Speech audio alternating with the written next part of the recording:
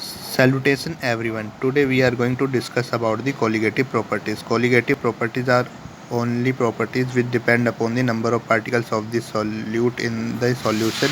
Irrespective of the nature of the solute, it helps in finding relative molecular mass of non-volatile solute. There are four types of colligative properties: relative lowering of vapor pressure, elevation of boiling point, depression of freezing point, and osmotic pressure. Relative lowering of vapor pressure.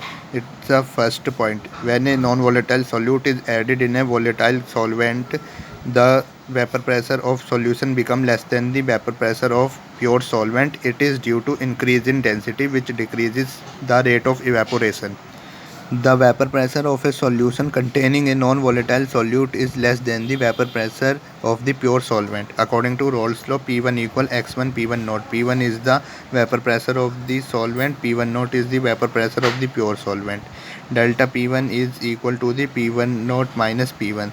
So by these two equations we write this thing, and from here we took P1 naught as common, so we write this thing.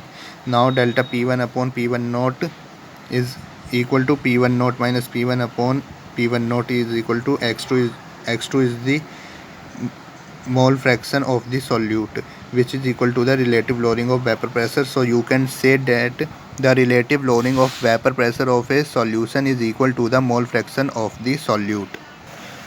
Now the second point is elevation of boiling point. Temperature at which the vapor pressure of the liquid becomes equal to the atmospheric pressure is called the boiling point, and when it becomes higher with the addition of compound, it is called the elevation of boiling point, like from addition of salt in water. Now depression of freezing point. It is the phenomena which describe that adding a solute to a solvent results in the lowering of freezing point of the solvent. Now the last point, osmotic pressure. It is the minimum pressure which needs to be applied to a solution to prevent the inward flow of its pure solvent across a semi-permeable membrane.